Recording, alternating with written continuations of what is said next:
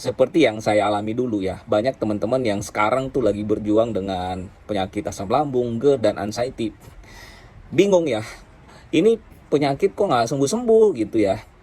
Udah berobat bolak-balik ke dokter spesialis jantung, penyakit dalam, saraf barangkali ya. Kok nggak sembuh-sembuh juga gitu. Dikasih obat, minum macam-macam obat, tapi juga nggak sembuh-sembuh gitu ya. Bahkan bukan cuma obat ya, ramuan-ramuan apapun itu diminum ya. Ramuan-ramuan kunyit lah, madu lah, semua ramuan mungkin udah dicoba, tapi juga nggak sembuh-sembuh. Bahkan saya juga dulu tuh pernah sampai usaha kemana-mana ya, sampai ke paranormal, tukang urut, terus dukun, udah coba semua ya. Tapi kok nggak sembuh-sembuh gitu, malah sensasinya tuh makin banyak gitu ya, begah lah, dada rasa penuh lah gitu, sering gemetar, kaki dingin, takut dan cemas tentang banyak hal yang faktanya sebenarnya itu tidak pernah terjadi gitu. Nah, ini yang jadi masalah. Jadi benar-benar nyiksa karena dua hal gitu, yang keserang adalah pikiran ya, mental kita, psikis kita yang diserang, secara fisik juga kita serang karena ngerasain banyak sensasi gitu ya, sensasi-sensasi itu banyak yang dirasa gitu.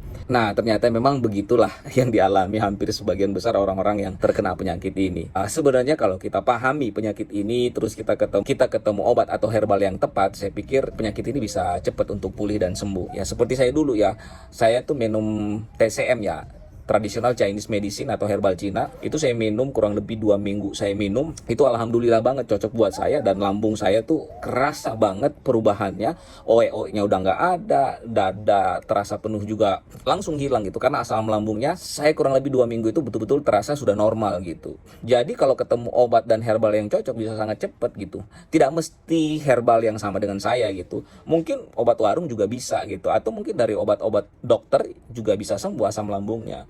Nah, tapi kenapa akhirnya agak lama sembuhnya? Karena pemicu dari sensasi ini paling banyak itu dari masalah lambung. Nah, sedangkan asam lambung ini akan terus ngalir ya, akan terus muncrat kalau kecemasannya nggak berhenti-berhenti. Nah, jadi memang dua hal ini harus, kalau saya bilang sih harus jalan dua-duanya gitu. Kita sembuhin masalah lambungnya, dan dibarengin juga kita harus paham penyakit ini sehingga kita bisa kontrol kecemasan kita gitu. Jadi kecemasan kita itu sebenarnya tidak beralasan, cuman tuh nggak paham gitu. Sampai ada yang takut mati, takut kanker, takut jantung, takut stroke, macam-macam lah gitu, karena tidak paham sama penyakit ini seperti apa. Jadi memang dua hal yang harus kita fokuskan tuh. Jangan fokus di sensasinya, fokusnya kemana? Sembuhin asam lambungnya, masalah-masalah dispepsianya, baik itu organik ataupun fungsional ya. Kemudian pahami penyakit ini supaya kita nggak cemasnya itu tidak over gitu.